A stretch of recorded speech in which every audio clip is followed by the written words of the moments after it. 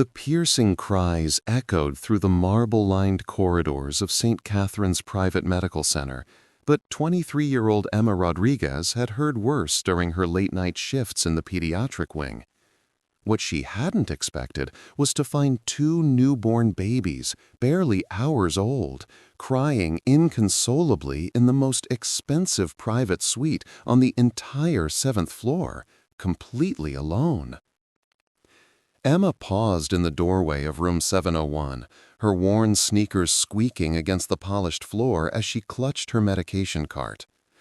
The opulent suite looked more like a 5-star hotel room than a hospital ward, with floor-to-ceiling windows overlooking downtown Chicago's glittering skyline, leather furniture that probably cost more than her annual salary, and fresh orchids arranged in crystal vases. But all that luxury meant nothing when two tiny humans needed comfort. Without hesitation, Emma abandoned her cart and rushed to the isolettes where the twins lay, a boy and a girl, their faces red and scrunched with distress. Her heart melted as she gently lifted the baby girl first, her practiced hands supporting the tiny head as she began to softly hum a Spanish lullaby her grandmother used to sing. The crying subsided almost immediately, replaced by soft whimpering as Emma swayed gently back and forth. "Shh, mi pequeña," she whispered, switching the baby to one arm while reaching for her brother with the other. "Where is everyone, huh? Don't worry, Emma's here." She had just managed to settle both babies against her chest, their tiny fists clutching her scrubs, when the suite door burst open with such force that it slammed against the wall. Emma's blood ran cold as she turned to see a man in an impeccably tailored charcoal suit storming into the room, his steel-gray eyes blazing with fury. Behind him followed Dr. Harrison, the hospital's chief administrator, practically stumbling over himself in his haste to keep up. "Sir, please, let me explain," Dr. Harrison began, but the man silenced him with a single raised hand. Emma had never seen anyone command such immediate authority with just a gesture. The man's presence filled the entire room, and she suddenly felt very small in her faded blue scrubs and scuffed shoes. This had to be someone incredibly important, the kind of person who owned hospitals rather than worked in them. "What exactly is this nurse doing with my children?" The man's voice was dangerously quiet, each word precisely articulated as his piercing gaze fixed on Emma. She felt her knees begin to tremble, but she held the babies closer, her maternal instincts overriding her fear. If you're enjoying this story so far, make sure to subscribe to our channel and hit that notification bell. You won't want to miss what happens next. Dr. Harrison's face had gone pale as he fumbled with his clipboard. "Mr. Sterling, I assure you this is highly irregular. Miss Rodriguez, what are you doing in this room? Your assignment is in the general pediatric ward." Emma lifted her chin, despite feeling like she might faint. "The babies were crying. They were alone, and—" "You had no authorization to be here," Dr. Harrison interrupted sharply, his usual friendly demeanor replaced by cold professionalism. "These are Mr. Sterling's children, and this is a private suite with restricted access." Alexander Sterling. The name hit Emma like a thunderbolt. Even someone from her humble background knew that name. Sterling Industries, the tech empire that had revolutionized medical equipment worldwide. The man standing before her was worth more money than she could comprehend, and she had just been caught holding his newborn twins without permission. "I'm so sorry," Emma stammered, her cheeks burning with embarrassment. "I didn't know whose babies they were. I just heard them crying and I couldn't—" "Couldn't what?" Sterling's voice remained eerily calm, but Emma could see the tension in his jaw, the way his hands were clenched at his sides. I couldn't just walk away when they needed comfort, Emma finished quietly, meeting his gaze despite her racing heart. They're just babies. Something flickered across Sterling's face, surprise, perhaps, or confusion.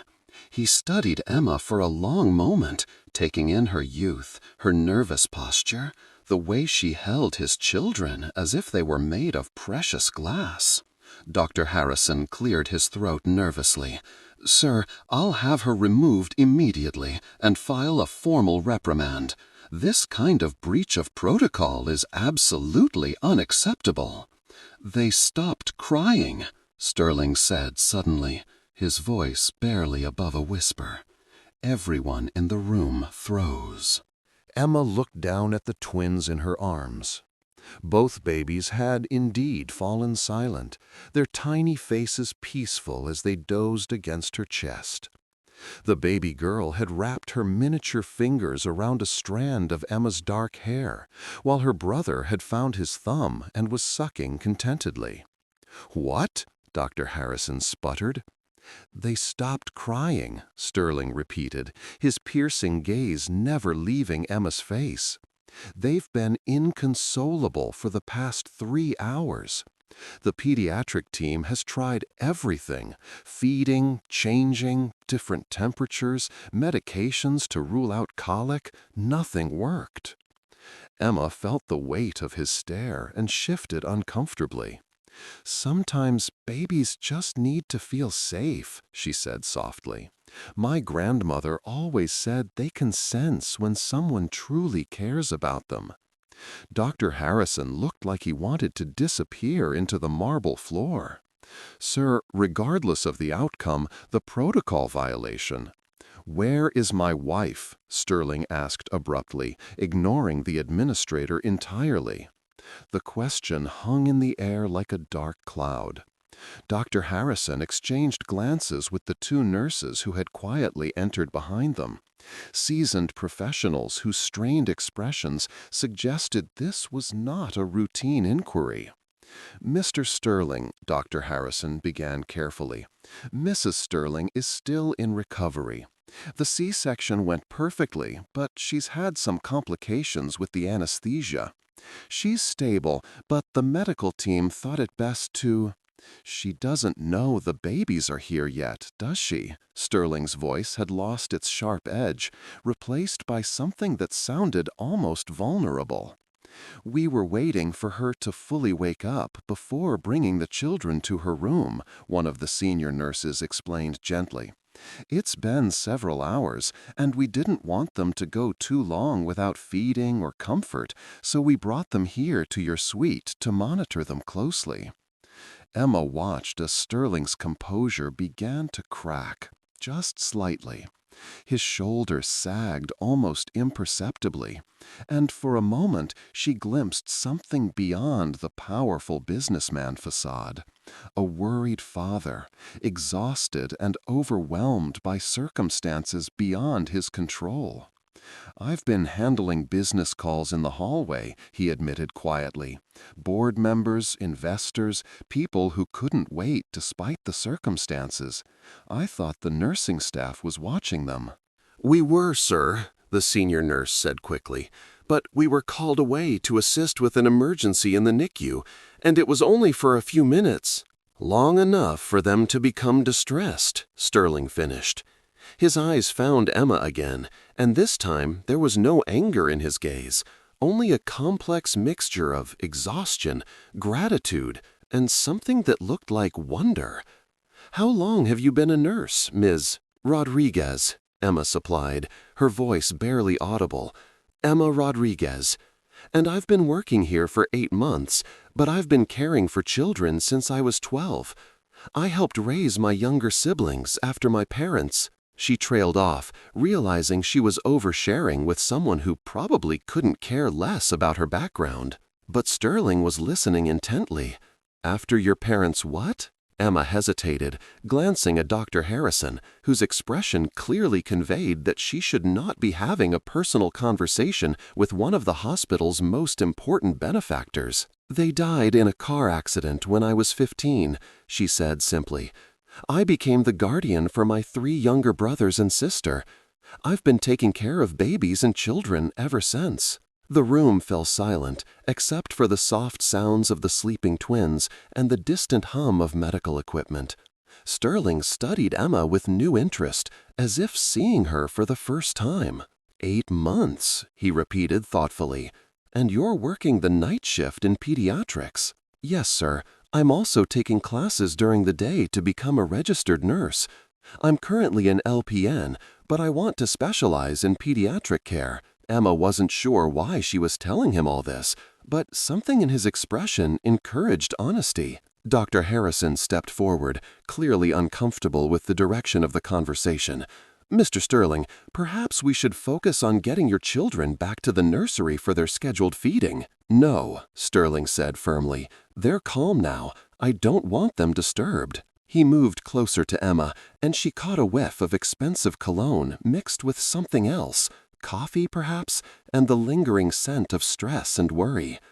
Up close, she could see the lines of exhaustion around his eyes, the slight tremor in his hands that spoke of too much caffeine and too little sleep. "May I?" he asked, gesturing toward the babies. Emma nodded and carefully began to transfer the baby girl to his arms. As she did, their hands brushed, and she was surprised by how gentle his touch was. Nothing like the harsh businessman who had stormed into the room minutes earlier. Sterling took his daughter with obvious inexperience, his movements careful but uncertain. The baby stirred slightly, but remained asleep, her tiny face peaceful against his broad chest. He began, then stopped himself. "Held a newborn?" Emma guessed gently. When he nodded, she smiled, the first genuine smile she'd managed since this whole encounter began. "You're doing fine. Just support her head and keep her close to your heart. Babies love the sound of heartbeats." She watched as Sterling's expression softened completely, the transformation so dramatic that he seemed like an entirely different person. Gone was the intimidating businessman, replaced by a man discovering fatherhood for the first time. "She's so small," he whispered, wonder creeping into his voice. "They both are," Emma agreed, adjusting the baby boy's position in her arms. "But they're healthy and strong. Sometimes the smallest packages contain the biggest miracles." Dr. Harrison cleared his throat again. "Sir, about the protocol violation." "What protocol violation?" Sterling asked without looking up from his daughter. "I see a nurse doing exactly what nurses are supposed to do, caring for patients who needed help." Emma's heart skipped a beat. Was he really defending her? "But sir, the restricted access to your suite, the unauthorized contact with your children." "Dr. Harrison." Sterling's voice had regained some of its earlier authority, but it wasn't directed at Emma this time. "Let me ask you something. If these were your children, crying alone in a room while the staff was busy elsewhere, would you want someone like Miss Rodriguez to walk by and do nothing because of protocol?" The administrator opened and closed his mouth like a fish out of water. "Well, that is to say." "Because I can tell you what I want," Sterling continued, his eyes moving between Emma and his sleeping daughter. "I want someone who hears a baby crying and can't walk away. I want someone who puts the needs of a child above their own fear of getting in trouble. I want someone who knows how to comfort a newborn, not because it's in their job description, but because it's in their heart." Emma felt tears prick at her eyes. No one had ever spoken about her work, about her, with such respect and understanding. What would you do in Emma's situation? Leave a comment below and let us know. The baby boy in her arms began to stir, making soft, mewling sounds that suggested he might wake up soon. Emma gently bounced him, humming softly under her breath, the same Spanish lullaby that had calmed his sister. "That song," Sterling said suddenly. "What is it?" "It's called Arroz con leche," Emma explained quietly. "My grandmother used to sing it to me when I was little, and I sang it to my siblings. It's about simple pleasures and sweet dreams." "Could you Would you sing it? The words, I mean." Emma felt heat rise in her cheeks. Singing in Spanish in front of this powerful man and the hospital staff felt impossibly intimate, but the genuine request in his eyes made it impossible to refuse. In a soft, clear voice, she began to sing, "Arroz con leche, me quiero casar con una señorita de la capital." The lullaby filled the opulent room, transforming the sterile medical environment into something warm and nurturing. As she sang, something magical happened. Both babies settled deeper into sleep, their breathing becoming slow and rhythmic. But more remarkably, the tension that had filled the room began to dissolve. Dr. Harrison's rigid posture relaxed slightly. The nurses smiled, and Sterling watched Emma with an expression she couldn't quite read. When the song ended, the silence that followed was comfortable rather than awkward. "Beautiful," Sterling said quietly. "What does it mean?" Emma translated softly. "Rice pudding. I want to get married to a little lady from the capital. It's silly, really. Just a children's song about simple dreams and simple joys."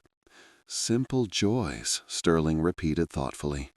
He looked down at his daughter, then over at his son in Emma's arms. "I've been so focused on making sure they have every advantage, every opportunity money can buy. Private suites, the best medical care, trust funds, elite schools already picked out. But I never thought about simple joys." The confession hung in the air, raw and honest. Emma saw something in his face that she recognized from her own mirror during the hardest days of raising her siblings. The fear that you might not be enough, that love might not be sufficient when faced with such enormous responsibility. "The most important things don't cost money," Emma said gently. "Like knowing someone will always come when you cry. Like feeling safe enough to sleep. Like hearing a voice that loves you." Sterling was quiet for a long moment, then looked up at her with those piercing gray eyes that no longer seemed cold. "How old were you when you started taking care of your siblings?" 15 when our parents died, but I'd been helping since I was 12. My mother worked double shifts at a factory, and my father was a construction worker who traveled for jobs. Someone had to watch the little ones. "And you've been working and going to school ever since?" Emma nodded. "I have to finish my RN degree. It's the only way I can provide better opportunities for my family, and it's what I've always wanted to do. I love taking care of children." "Where are your siblings now?" The question surprised her with its genuine interest. "My youngest brother Miguel is 17, still in high school. He's actually getting ready to apply to colleges. He wants to be an engineer. Sophia is 19 and studying to be a teacher. And Carlos is 21, working as an auto mechanic while he saves money for technical school." "They all turned out well," Sterling observed. Emma's face lit up with pride. "They did. They're good people, hard workers. I'm so proud of them." "They had an excellent role model." The compliment caught Emma off guard, and she felt tears threaten again. "I just did what needed to be done." "That's exactly what makes it remarkable," Sterling said. "Most people do what's convenient, what's easy, what's expected. You did what was needed, even when it was hard." Dr. Harrison, who had been listening to this exchange with growing bewilderment, finally found his voice. "Sir, I hate to interrupt, but we should really discuss the care schedule for the twins, and Mrs. Sterling will be waking up soon." As if summoned by his words, a new voice joined the conversation. "Alexander, are you in there?" Everyone turned toward the doorway, where a woman appeared in a wheelchair pushed by another nurse. Even in a hospital gown with her blonde hair disheveled from surgery, Victoria Sterling was breathtakingly beautiful, the kind of woman who graced magazine covers and charity gala photographs. "Victoria," Sterling breathed, relief flooding his voice. How are you feeling?" "Like I've been hit by a truck, but Dr. Peterson says everything went perfectly." Her eyes immediately sought out the babies, and her face transformed with joy and wonder. "Oh, Alexander, they're here. They're really here." Emma felt suddenly out of place in this intimate family moment. She began to step back, intending to quietly transfer the baby boy to one of the other nurses, but Victoria's voice stopped her. "Wait," Victoria said, her gaze focusing on Emma. "Who are you?" The question wasn't harsh, merely curious, but Emma felt the familiar anxiety return. "I'm Emma Rodriguez, Mrs. Sterling. I'm a nurse here. I was just—" "She was taking care of our children while we were all busy with other things," Sterling interrupted smoothly. "Emma, I'd like you to meet my wife, Victoria." Victoria's intelligent blue eyes moved between Emma and her husband, clearly sensing undercurrents she didn't understand. "Taking care of them how?" "They were crying," Emma explained simply. "I heard them from the hallway and came to check. When I found them alone, I couldn't leave them upset." Victoria's expression softened immediately. "Of course you couldn't. Thank you." She gestured to the baby in Emma's arms. "Is that my son?" Emma nodded and carefully approached the wheelchair. "Would you like to hold him?" The transfer was awkward with Victoria seated, but Emma managed it gracefully, her experienced hands ensuring the baby remained comfortable throughout. As soon as Victoria had her son against her chest, she began to cry, happy tears that spoke of relief and overwhelming love. "Hello, sweet boy," she whispered. "Mommy's here now." Sterling moved closer with their daughter, and for a moment, Emma watched this beautiful family scene. The successful businessman, his elegant wife, and their perfect newborn twins in a room that spoke of wealth and privilege beyond most people's dreams. She began to back away again, feeling more than ever like an intruder in their private moment. But Victoria looked up suddenly. "Don't go," she said. "Please, I want to know more about the person who comforted my babies when I couldn't." Emma froze, uncertain. Dr. Harrison was giving her pointed looks that clearly suggested she should make her excuses and leave. But Victoria's request seemed genuine. "There's not much to tell," Emma said modestly. "I just did what any nurse would do." "I don't think that's true," Victoria replied thoughtfully. "Alexander, you said she was taking care of them. How exactly?" Sterling glanced at Emma, and she saw something like protectiveness in his expression. "She was singing to them, a Spanish lullaby. They fell asleep almost immediately." "They've been crying for hours," Victoria said, wonder creeping into her voice. "The nurses said they'd tried everything." "Sometimes babies just need to feel loved," Emma said quietly. "It doesn't matter by whom, as long as the feeling is real." Victoria studied Emma's face intently. "You have children of your own?" "I helped raise my younger siblings after our parents died. I've been caring for children since I was 15. How old are you now?" 23. Victoria's eyes widened. "You've been a parent since you were 15? Emma nodded. "Someone had to be." The room fell quiet again, filled with the weight of that simple statement. Emma could see Victoria processing this information, her expression cycling through surprise, respect, and something that looked like admiration. "What are their names?" Victoria asked suddenly. Emma blinked, confused. "Ma'am?" "Your siblings. What are their names?" "Miguel, Sophia, and Carlos," Emma replied, wondering why Victoria cared about such details. "And they're all doing well?" "Yes, ma'am. Miguel is applying to colleges, Sophia is studying education, and Carlos is working while he saves for technical school." Victoria looked at her husband, and some silent communication passed between them. Sterling nodded slightly, as if answering an unspoken question. "Emma," Victoria said carefully, "I hope this doesn't sound presumptuous, but "Would you be interested in helping us with the twins?" The question hit Emma like a physical blow. "I'm sorry, what?" "Private nursing," Sterling explained.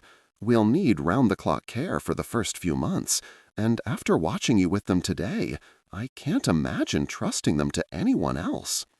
Emma's mind reeled. I already have a job here at the hospital, and I'm in school." "We could work around your class schedule," Victoria said quickly, "and the pay would be substantial, more than substantial." Dr. Harrison looked like he might faint. "Sir, ma'am, I must point out that Miss Rodriguez is correctly employed by this hospital, and there are protocols regarding—" "How much more than substantial?" Emma interrupted, her practical nature overriding her shock. Sterling named a figure that made Emma's knees actually buckle. It was more money than she'd ever imagined making, even as a fully qualified RN. It was enough to pay for her remaining schooling without loans, to help Miguel with college, to give her entire family security they'd never known. But it was also terrifying. Working for people this wealthy, in their world of privilege and power. What if she made a mistake? What if she didn't fit in? What if they changed their minds and decided she wasn't good enough? "I don't know," she said honestly. "I appreciate the offer, I really do. But I've never done private nursing. I wouldn't want to let you down." "Let us down?" Victoria laughed, but it wasn't mocking. It was warm and genuine. "Emma, you just proved that you can comfort our children when no one else could. You put their needs before protocol, before your own job security. What more could we possibly ask for?" Sterling nodded in agreement. "We're not looking for someone with fancy credentials or connections. We're looking for someone who will love our children and take care of them as if they were her own." Emma felt tears burning her eyes again. "I would," she whispered. "Love them, I mean. I already do, a little."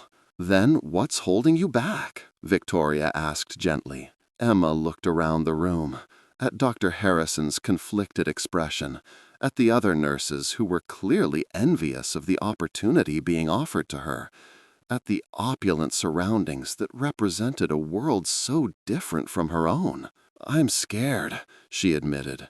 "This is all so much bigger than anything I've ever experienced. What if I'm not sophisticated enough? What if I don't know how to act around your friends and family? What if—" "Emma," Sterling interrupted gently, "look at me." She met his eyes, those steel-gray depths that had seemed so intimidating when she first saw them. "Do you think my children care if you're sophisticated? Do you think they'll love you less because you grew up poor? Do you think what matters to them is how you act around my business associates?" Emma shook her head slowly. "What matters to them, what matters to us, is exactly what you showed us today. Compassion, instinct, the inability to walk away when someone needs help. Those aren't things you can learn in finishing school or buy with money. They're things you either have or you don't." Victoria leaned forward in her wheelchair. "Emma, I grew up with money. I went to the best schools, had every advantage. But when I heard my babies crying today and couldn't get to them because I was still in recovery, I felt helpless in a way I'd never experienced. You didn't feel helpless. You acted. That's worth more than any amount of sophistication." If you're loving this story, hit that like button and let us know what you think Emma should do. Emma looked down at the baby girl, who was still sleeping peacefully in Sterling's arms. The tiny face was perfect. Button nose, long eyelashes, a little rosebud mouth. She could imagine holding this little one every day, watching her grow and learn and discover the world. Could I think about it?" Emma asked. "This is a huge decision, and I'd want to discuss it with my family." "Of course," Victoria said immediately. "Take all the time you need. But Emma, I hope you'll seriously consider it. I have a good feeling about you. Dr. Harrison cleared his throat pointedly. Sir, ma'am, we really should get the babies to the nursery for their feeding schedule. Actually, Victoria interrupted, I'd like to try nursing them first. Emma, would you mind helping me? I have a feeling you know more about babies than most of the staff here. Emma glanced at Dr. Harrison, who looked like he was developing a stress headache. I don't want to overstep. You're not overstepping, Sterling said firmly. You're helping my wife with our children. Dr. Harrison, I trust that's not a protocol violation. The administrator forced a tight smile. Of course not, sir. Whatever Mrs. Sterling needs. What followed was one of the most surreal hours of Emma's life.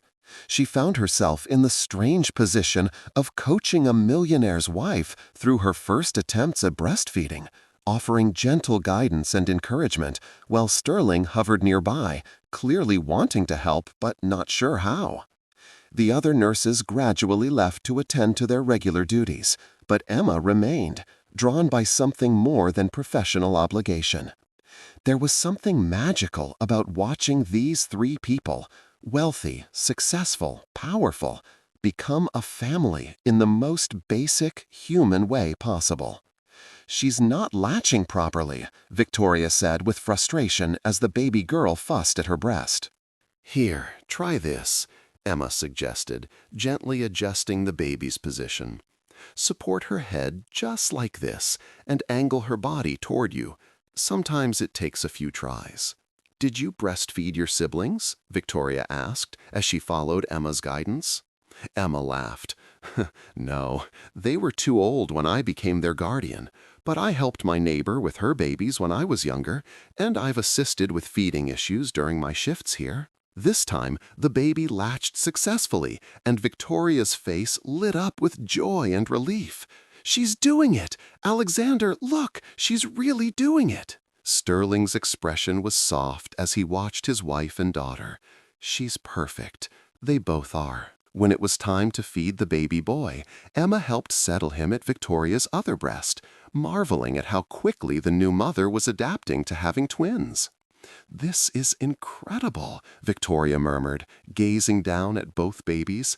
I can't believe they're really here, really ours. It doesn't feel real yet, does it? Emma observed. When I first became responsible for my siblings, I kept waiting for someone to show up and take over. It took months before I truly believed that I was their guardian, that their welfare was completely in my hands. How did you handle that responsibility so young? Sterling asked. I'm 34, and I feel terrified. You take it one day at a time, Emma said simply. One feeding, one diaper change, one bedtime story. You make mistakes, but you learn from them, and you realize that love really is enough to figure out the rest. Love is enough, Victoria repeated softly. I like that. They sat in comfortable silence for a while, the babies feeding contentedly, while the late afternoon sun streamed through the floor-to-ceiling windows. Emma felt a strange sense of belonging in this moment, as if she'd found something she didn't know she'd been searching for. Emma, Sterling said eventually, I want you to know that our offer is genuine. We're not making it impulsively or out of gratitude for today. Victoria and I talked about this while she was in recovery. You talked about hiring me specifically? Emma asked, surprised. We talked about finding someone who would care for our children the way you cared for your siblings, Victoria explained. Someone who wouldn't see it as just a job, but as a calling. When Alexander told me what happened today, I knew we'd found that person. Emma felt the weight of their expectations and their trust. What would it involve, exactly? The private nursing position, I mean. Living in our home during the week, Sterling explained, we have a guest suite that would be yours, with complete privacy. You'd be primarily responsible for the twins' care, feeding, bathing, sleep schedules, basic medical monitoring.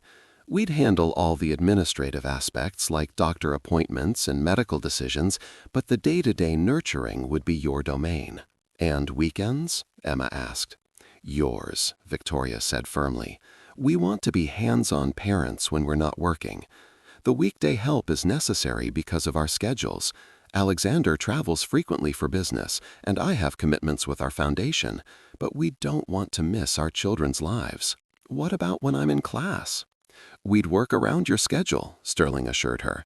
Hire additional help during those hours, or adjust our own schedules. Your education is important to us too. Emma tried to process all of this information. It sounded too good to be true. A job that paid incredibly well, respected her school commitments, and involved doing exactly what she loved most. There's something else, Victoria added quietly. We've been trying to have children for 6 years.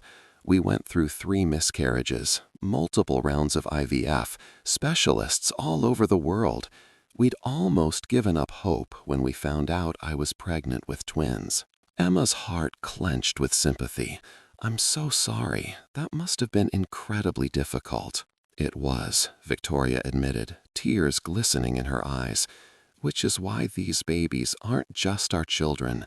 They're our miracles. We need someone who understands how precious they are, how much they mean to us. I do understand, Emma said softly. After my parents died, my siblings became my whole world. They were all I had left of my family, and keeping them safe and healthy was the most important thing I'd ever done. Sterling and Victoria exchanged another of those meaningful looks, and Emma sensed that she'd said exactly what they needed to hear. The salary we mentioned, Sterling continued, would be just the beginning. Health insurance for you and your siblings, educational support for Miguel and Sophia and Carlos, bonuses based on performance, and a generous benefits package. Emma's practical mind began calculating. With that kind of money and benefits, Miguel could attend any college he wanted without student loans. Sophia could focus on her studies instead of working part-time. Carlos could afford to go to technical school full-time instead of working and saving. She could finish her RN degree without financial stress and maybe even consider advanced specializations. But more than the financial benefits, there was something about this family that drew her in. Despite their wealth and status, they seemed genuinely kind, genuinely concerned with doing right by their children. And the babies? Emma looked down at the twins, now finished feeding and drowsing contentedly in their mother's arms. Something in her chest tightened with an emotion she couldn't quite name. They were so small, so dependent, so perfect in their innocence. I'd like to meet with my siblings before I give you a final answer, Emma said carefully. This decision affects all of us, and I want their input. Of course, Victoria said immediately. We wouldn't expect anything less from someone who's put family first her entire life. Would Saturday work? Emma asked. I could come by your home, see where I'd be working, meet the rest of your family if they're around. Perfect, Sterling agreed. I'll have my assistant send you our address and arrange a time that works for everyone. Dr. Harrison chose that moment to reappear, looking harried and slightly out of breath. Sir, ma'am, I hate to interrupt, but visiting hours are ending soon, and the babies really should be settled in the nursery for the night. Actually, Victoria said, I'd like them to room with me tonight. Is that possible? Well, yes, of course, but the overnight care. I'll stay with them, Emma offered impulsively. I'm scheduled to work tonight anyway, and since they're in my department, I could monitor them here just as easily as in the nursery. Dr. Harrison looked like he wanted to object, but Sterling's expression brooked no argument. That sounds like an excellent arrangement. Dr. Harrison, please make sure Ms. Rodriguez has everything she needs for overnight care. Yes, sir, the administrator said weakly. As the evening progressed and the hospital settled into its quieter nighttime rhythm, Emma found herself in the surreal position of providing private nursing care to the children of one of the most powerful families in Chicago. But it didn't feel surreal. It felt natural, Right, as if she'd been born to take care of these specific babies. Victoria dozed fitfully, still recovering from surgery, while Sterling worked quietly on his laptop in the corner, taking calls that couldn't wait even for the birth of his children. Emma settled into the comfortable armchair between the baby's isolettes, monitoring their breathing, their color, their general comfort. Around midnight, the baby boy began to fuss, making the small sounds that preceded serious crying. Emma immediately lifted him, checking his diaper, his temperature, his general state. Finding nothing wrong, she began to walk slowly around the room, humming softly. "Is he okay?" Victoria asked sleepily from the bed. "He's fine," Emma assured her. "Sometimes babies just need movement and sound to settle. You rest." Sterling looked up from his laptop. "You don't have to do this, you know. We could call the nursery." "I want to do this," Emma interrupted gently. "Besides, it's good practice for all of us." She continued walking and humming, the baby gradually relaxing against her chest. This was what she loved most about caring for children. The way they responded to patience and gentleness. The way you could actually feel them settling into trust and comfort. "Emma," Sterling said quietly, "can I ask you something personal?" "Sure." "Are you happy? I mean, with your life the way it is now?" The question surprised her. She thought about her cramped apartment, her exhausting schedule of work and school, the constant worry about money and her siblings' futures. "I'm proud of what I've accomplished," she said carefully, "and I love my siblings and my work. But happy? I'm not sure I've ever really thought about happiness as something I could afford to prioritize."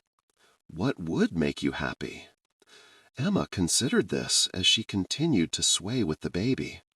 "Security for my family, knowing that Miguel can pursue his dreams, that Sophia can become the teacher she wants to be, that Carlos can build the life he's working toward. Doing work that feels meaningful, that makes a difference." "And for yourself," Sterling pressed gently, "what do you want, Emma Rodriguez? Not as a guardian or a provider, but as a young woman with her whole life ahead of her." The question caught Emma off guard. She realized she hadn't thought about her own desires, separate from her family's needs, in years. "I've never really separated those things," she admitted. "My happiness and their well-being have always been the same thing." "That's admirable," Victoria said softly from the bed. "But it's also heartbreaking. You deserve dreams of your own." Emma felt tears prick her eyes unexpectedly. There was something about the gentle understanding in Victoria's voice that reached a part of her she'd kept buried for years. The part that sometimes wondered what her life might have been like if she'd been able to be just a teenager, then just a college student, instead of a parent figure from such a young age. "I suppose," she said quietly, "I've always wanted to have my own family someday. Not just taking care of other people's children or raising siblings who needed me, but having babies of my own to love and nurture from the very beginning." "You'll have that," Sterling said with quiet certainty. "You're only 23, Emma. You have time for everything, your career, your own family, all of it." "Maybe," Emma said, but she couldn't keep the wistfulness out of her voice. Dating had been impossible with her responsibilities, and she couldn't imagine how or when she'd ever have the time and emotional space for a relationship, much less marriage and children of her own. The baby in her arms had fallen asleep again, his tiny face peaceful and trusting. Emma felt that familiar tug of maternal instinct, the overwhelming desire to protect and nurture this small life. "Emma," Victoria said suddenly, "I want to tell you something that might sound strange." Emma looked over at her, noting the serious expression on the other woman's face. "When I was lying in recovery earlier, barely conscious from the anesthesia, I kept having this dream, or maybe it was a vision, I don't know. But I saw a young woman with dark hair holding my babies, singing to them in Spanish, and they were completely at peace. I couldn't see her face clearly, but I knew somehow that she was exactly who they needed." Emma felt goosebumps rise on her arms. That's really strange. "When Alexander told me what happened today, described finding you with the twins, I knew you were the woman from my dream. I know it sounds crazy, but I believe we were meant to find each other." Sterling was watching his wife with a mixture of love and concern. "Victoria, you were heavily medicated." "I know what I experienced," Victoria said firmly, "and I know what I felt when I saw Emma with our children. Alexander, you felt it too, didn't you? That sense of rightness?" Sterling was quiet for a long moment, his gaze moving between his sleeping daughter and Emma with his son. "I felt relief," he admitted finally. "For the first time since we found out Victoria was pregnant, I felt like maybe I could actually do this. Maybe we could be good parents." "You already are good parents," Emma said softly. "I can see how much you love them, how much you want to do right by them. That's the most important thing." "But we need help," Victoria said honestly. "Not just with the physical care, but with learning how to be parents. We want someone who can teach us, guide us, show us what these little ones need." "You want me to help you learn to be parents?" Emma asked, touched by the vulnerability in Victoria's admission. "We want you to help us become the parents our children deserve," Sterling said.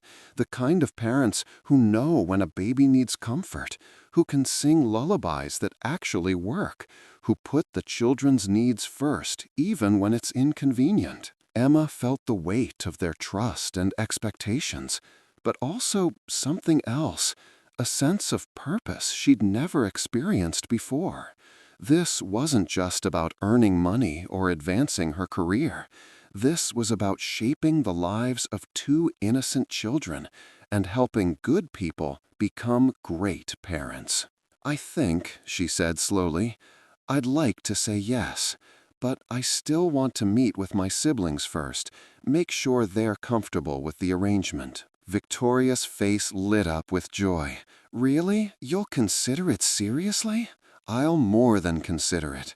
Unless my family has serious objections, I think this could be exactly what we all need." The next morning brought a flurry of activity as word spread through the hospital that Emma Rodriguez, the quiet LPN from pediatrics, had somehow landed the most coveted private nursing position in the city. The gossip ranged from admiration to jealousy to outright disbelief. "I heard she just walked into the Sterling suite and started taking care of the babies without permission," one nurse whispered to another as Emma passed in the hallway. "My cousin works in administration, and she said Mr. Sterling personally requested Emma by name for the position," another voice added. "Lucky girl! Do you know how much private nurses make for families like that? She'll never have to worry about money again." Emma tried to ignore the whispers and speculation, focusing instead on finishing her regular shift duties before the weekend. Dr. Harrison had been surprisingly supportive, helping her arrange her schedule so she could meet with the Sterlings on Saturday and still complete her academic requirements. "This is quite an opportunity, Miss Rodriguez," he told her during a brief meeting in his office. "The Sterling family has been generous supporters of this hospital for years. I trust you'll represent us well." "I'll do my best, sir," Emma assured him. "I'm sure you will. And Emma, what you did yesterday, following your instincts to help those babies, that showed real nursing judgment. Don't let anyone tell you otherwise." Emma left work that Friday feeling lighter than she had in months. For the first time since her parents died, the future felt full of possibilities rather than just responsibilities. Her apartment building was a far cry from the luxury of St. Catherine's private medical center. The elevator was broken again, so Emma climbed 5 flights of stairs to reach the cramped 2-bedroom unit she shared with her 3 siblings. But as she opened the door and heard the familiar sounds of her family, she felt the same warmth she always did when coming home. "Emma," Sophia called from the kitchen, "perfect timing. I just finished making dinner." Miguel looked up from his homework spread across the small dining table. "How was work? You look different somehow." "Different how?" Emma asked, dropping her bag and kicking off her shoes. "I don't know. Happier, maybe? Less stressed?" Carlos emerged from their shared bedroom, grease still under his fingernails from his job at the auto shop. "Did something good happen at work?" Emma looked around at her siblings, these 3 people who had been her entire world for 8 years, and felt a mixture of love and nervousness. How could she explain what had happened without making it sound too good to be true? Actually, yes. Something very good happened. Can we all sit down? I need to tell you about an opportunity that could change everything for us. Over Sophia's homemade enchiladas, Emma told them the entire story, finding the babies, meeting the Sterlings, the job offer that seemed almost too incredible to believe. She watched their faces carefully, looking for any signs of concern or skepticism. Wait, Carlos interrupted when she mentioned the salary. They want to pay you how much? Emma repeated the figure, watching as all 3 of her siblings' eyes widened in disbelief. That's more than all of us make combined," Miguel said slowly. "Times 10, Sophia added faintly. "And they want you to live in their house?" Carlos asked. "During the week, yes. I'd come home on weekends, and I'd still be here for all the important stuff. But this money, it could pay for Miguel's college without loans, help Sophia finish her education degree, send Carlos to technical school full-time." "What about you?" Sophia asked quietly. "What about your nursing degree?" "They're committed to working around my class schedule. I could finish my RN without working 3 jobs to pay for it." The siblings were quiet for a moment, processing this information. "It sounds too good to be true," Miguel said finally.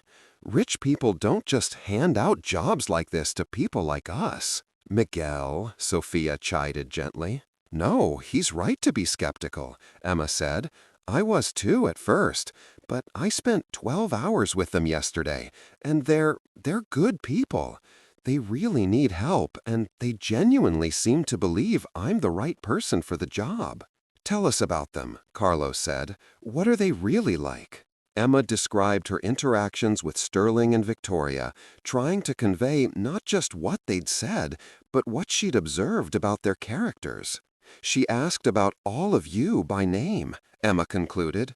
"She wanted to know about your dreams, your plans. They're not just hiring me, they're investing in our whole family's future." Sophia reached across the table and took Emma's hand. "What does your heart tell you?" Emma smiled. Sophia had always been the emotional center of their little family, the one who believed in following intuition and dreams. "My heart tells me this is right, that those babies need me, and maybe I need them too." "Then you should do it," Sophia said firmly. "Just like that?" Miguel asked. "Shouldn't we think about this more? Maybe research the family? Figure out what could go wrong?" "What could go wrong?" Carlos asked. "Emma gets paid incredibly well to take care of babies, which is what she loves doing anyway. We all get opportunities we never could have afforded. What's the downside?" "The downside," Miguel said thoughtfully, "is that we become dependent on their generosity. What happens if they decide they don't need Emma anymore? What happens if something goes wrong and we're back where we started? Except now we've gotten used to a lifestyle we can't maintain." Emma nodded. "Those are valid concerns. But Miguel, we're already living paycheck to paycheck. We're already one crisis away from financial disaster. At least this way, we'd have some security, some opportunities we'll never have otherwise. And, Sophia added, if Emma saves and invests wisely, even if the job only lasts a year or two, it could set us up for life. They talked until nearly midnight, examining the opportunity from every angle. In the end, the decision was unanimous.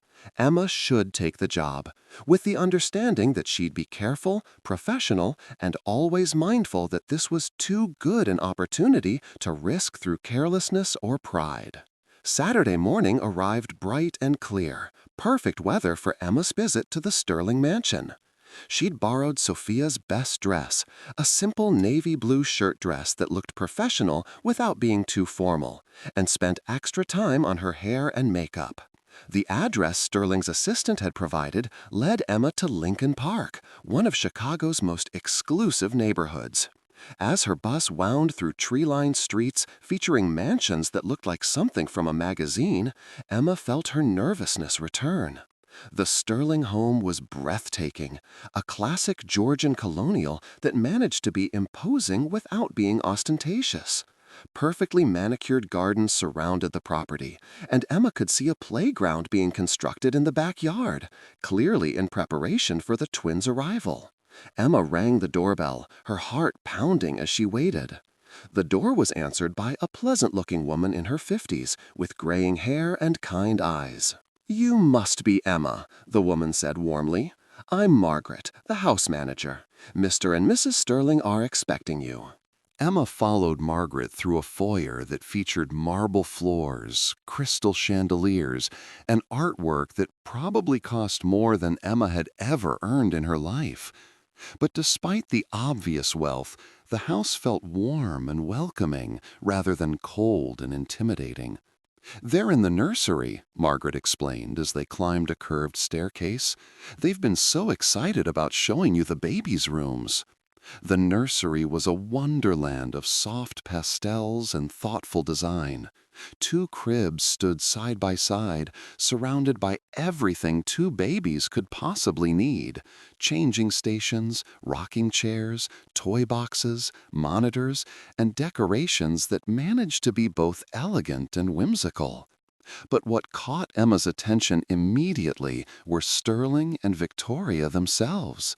Gone were the expensive suits and hospital gowns.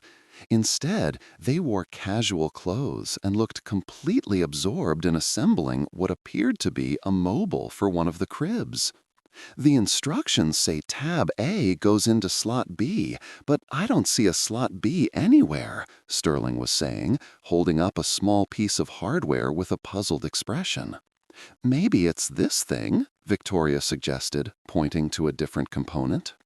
Emma couldn't help but smile. These powerful, successful people were struggling with the same basic parenting challenges as everyone else. "Need some help?" she offered from the doorway. Both Sterlings looked up with identical expressions of relief. "Emma, thank goodness," Victoria said. "We've been working on this mobile for 2 hours, and I think we're missing pieces." Emma examined the mobile components and quickly identified the problem. "You're not missing anything. This piece is just upside down. Here, let me show you." Within minutes, she had the mobile properly assembled and hanging above one of the cribs, its soft musical tones filling the room. "How did you know how to do that?" Sterling asked, clearly impressed. "I've assembled a lot of baby equipment over the years," Emma explained. "You develop a system for reading instructions and identifying common assembly mistakes." Victoria gestured around the nursery. "What do you think? Is there anything we're missing?" Emma walked slowly around the room, taking in every detail. The space was beautiful and well-appointed, but more importantly, it felt like a place where children would be loved and cared for. "It's perfect," she said sincerely. "They're going to love it here." "Would you like to see your room?" Sterling asked. "If you decide to take the position, I mean." Emma nodded, curious about where she'd be living during the week. They led her down the hall to a suite that took her breath away. It was larger than the entire apartment she shared with her siblings, featuring a bedroom, sitting area, private bathroom, and even a small kitchenette. "This would be all yours," Victoria explained.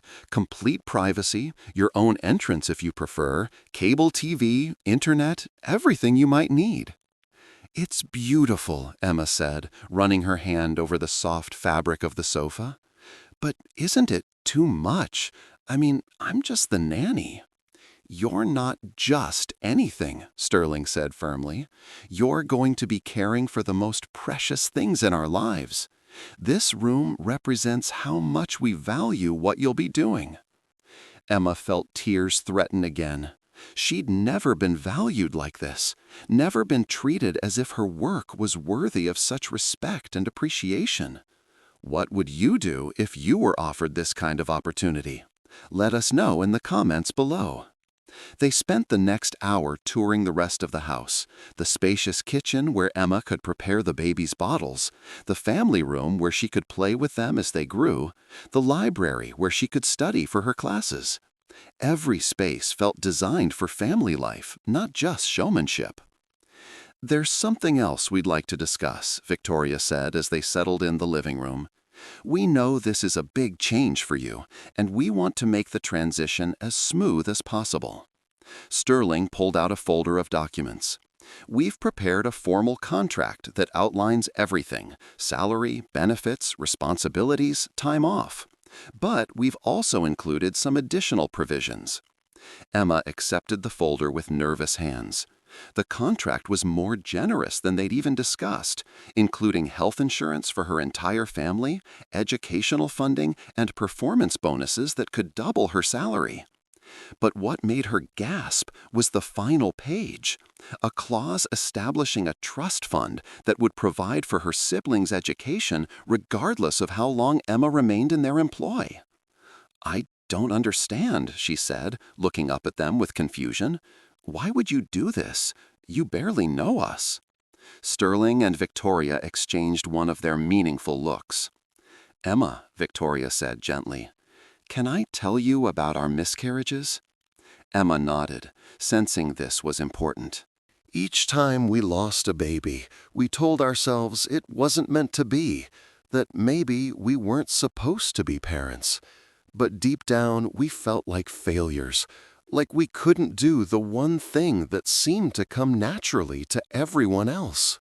When we finally got pregnant with the twins, we were terrified.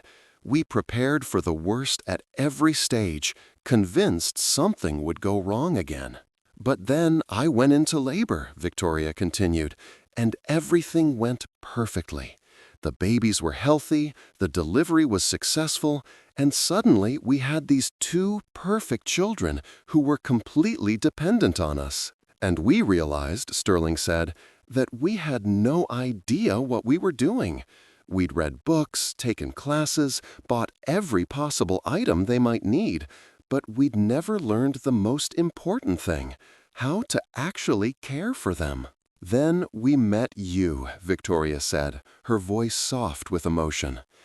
"And we watched you with our children, and we saw something we'd never seen before: natural, instinctive love and care that couldn't be learned from books or bought with money." Emma felt her heart clench with understanding. "You're not just hiring a nanny. You're hiring someone to teach you how to be parents." "Exactly," Sterling confirmed. "And we believe that investment in your family is an investment in ours. The more secure and supported you feel, the better you'll be able to care for our children and guide us through this journey." Emma looked down at the contract again, at the life-changing opportunity it represented not just for her, but for Miguel, Sophia, and Carlos. Then she looked up at these two people who were trusting her with their most precious gifts. "I'd like to accept your offer," she said quietly, "but I have one request." "Anything," Victoria said immediately. "I want to earn this. I don't want charity or pity. I want to know that I'm providing value equal to what you're paying me." Sterling smiled, the first completely relaxed smile she'd seen from him. Emma, I don't think you understand. We're not doing you a favor. You're doing us one. We need you more than you need us. 3 months later, Emma sat in the same nursery, holding both twins as they took their evening bottles. The baby girl, now called Isabella, had grown into a chubby, happy infant who smiled whenever she saw Emma coming. Her brother, Christopher, was more serious but equally affectionate, often falling asleep only when Emma held him. The arrangement had exceeded everyone's expectations. Emma had seamlessly integrated into the Sterling household, becoming not just a caregiver, but a trusted advisor and friend. Sterling and Victoria had proven to be devoted parents who eagerly absorbed every piece of guidance Emma offered. Miguel was thriving in his first semester at Northwestern University, his engineering courses fully funded by the trust the Sterlings had established. Sophia had quit her part-time job to focus on her education degree, while Carlos had enrolled full-time in automotive technology school. Emma herself was excelling in her RN program, her clinical skills enhanced by the practical experience she gained every day with the twins. The Sterlings had even hired additional help during her class hours, ensuring she never had to choose between her education and her responsibilities. But perhaps most surprisingly, Emma had found something she didn't know she'd been missing: a sense of belonging in a family that wasn't defined by obligation or survival, but by genuine love and mutual support. "Emma," Victoria called from the doorway, "Alexander's plane just landed. He'll be home in an hour." Sterling had been in London for a week on business, his first extended trip since the twins were born. Emma had seen how much Victoria missed him and how much he'd struggled with leaving his family. "The babies have been asking for Daddy all day," Emma said with a smile, looking down at Christopher, who had indeed been fussier than usual. "They recognize his voice on the phone now," Victoria observed, settling into the rocking chair beside Emma. "It's amazing how quickly they're developing personalities." "Isabella's going to be a performer," Emma predicted, watching as the baby girl waved her tiny hands dramatically while drinking. "And Christopher's going to be an engineer like Miguel. He studies everything so seriously." Victoria laughed. "You know them better than we do sometimes." "That's not true," Emma protested. "You and Alexander are wonderful parents. You've learned everything so quickly." "We've had an excellent teacher," Victoria said warmly. They sat in comfortable silence, the twins finishing their bottles as the sun set over Lincoln Park. Emma felt a deep contentment that she'd never experienced before. The satisfaction of meaningful work, the security of financial stability, and the joy of being part of a family that valued and appreciated her. "Emma," Victoria said suddenly, "I have something I want to discuss with you." Emma looked up, noting the serious tone in Victoria's voice. "Is everything okay?" "More than okay. Alexander and I have been talking, and we'd like to make some changes to our arrangement." Emma's heart skipped. Were they unhappy with her work? Had she done something wrong? What kind of changes? "We'd like to adopt you," Victoria said simply. Emma stared at her in shock. "I'm sorry, what?" "Not legally. You're an adult with your own family. But we'd like to make this relationship permanent, make you officially part of our family in every way that matters." Emma felt tears spring to her eyes. "I don't understand."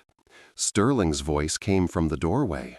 "She means we love you, Emma Rodriguez, and we want you to know that you'll always have a home with us, regardless of whether you're caring for our children or pursuing your own dreams." Emma turned to see Sterling standing in the nursery doorway, still in his travel clothes, but with the soft expression he wore whenever he looked at his family. "Daddy!" Emma said in a high voice, speaking for Isabella, who had indeed perked up at the sound of Sterling's voice. Sterling crossed the room quickly, taking his daughter from Emma's arms and pressing a kiss to the top of her head. "Hello, Princess. Did you miss Daddy?" Isabella cooed and gurgled, reaching for Sterling's face with her tiny hands. Christopher began fussing in Emma's arms, clearly wanting his turn with his father. As Emma watched Sterling reunite with his children, she felt overwhelmed by the strange turns her life had taken. A year ago, she'd been struggling to make ends meet, working multiple jobs, and wondering if she'd ever be able to provide better opportunities for her family. Now, she was part of something she'd never thought possible, a family bound not by blood or obligation, but by choice, love, and mutual respect. "Thank you," she whispered to Victoria, tears flowing freely now. "Thank you," Victoria replied, reaching over to squeeze Emma's hand. "Thank you for showing us what family really means." Sterling looked up from his conversation with Isabella. "Emma, there's something else. We've been thinking about expanding our family in a few years, maybe 1 or 2 more children. Would you be interested in staying on as we grow?" Emma laughed through her tears. "Are you asking me to help you raise a whole house full of children?" "We're asking if you'd like to be part of our family for the long term," Victoria clarified. "Whether that's as a nanny, a family friend, an aunt figure, or whatever role feels right as the children grow and your own life evolves." Emma looked around the nursery, at the cribs she'd helped assemble, the toys she'd organized, the photos on the wall that now included pictures of her siblings alongside Sterling family portraits. This room, this house, these people had become her second home, her second family. "I can't imagine being anywhere else," she said honestly. 6 months later, Emma walked across the stage at her RN graduation ceremony. In the audience, Sterling and Victoria cheered alongside Miguel, Sophia, and Carlos. The twins, now toddling and chattering constantly, had stayed home with Margaret, who had become like a grandmother to them. Emma's cap and gown couldn't hide her enormous smile as she accepted her diploma. She'd done it, completed her education while maintaining her position with the Sterlings and supporting her siblings' dreams. After the ceremony, as both families celebrated together at an upscale restaurant, Emma reflected on how dramatically her life had changed since that night when she'd heard 2 babies crying and couldn't walk away.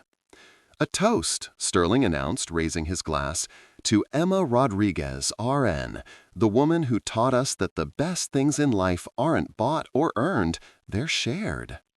"To Emma," the table chorused, and Emma felt her heart swell with gratitude for the unexpected family she'd found and the journey that had brought them all together. Sometimes the most important moments in our lives come disguised as ordinary choices. The choice to help when help is needed, to care when caring is difficult, to love when love seems risky. Emma had made such a choice that night in the hospital, and it had changed everything. As she looked around the table at the faces of the people she loved, her siblings who were thriving, the Sterling family who had become her chosen family, the babies who had grown into toddlers who called her Emma Mama, she realized that happiness wasn't something she'd had to choose between and her responsibilities after all. She'd found it in the intersection of caring for others and being cared for in return, of giving her best and receiving more than she'd ever dreamed possible. The young nurse who had comforted 2 crying newborns had discovered something that shocked everyone, including herself, that sometimes when you think you're rescuing someone else, you're actually being rescued too. If this story touched your heart, please share it with someone who needs to hear that kindness always comes back to us in ways we never expect. And don't forget to subscribe for more incredible true stories that remind us of the power of love, family, and never giving up on our dreams.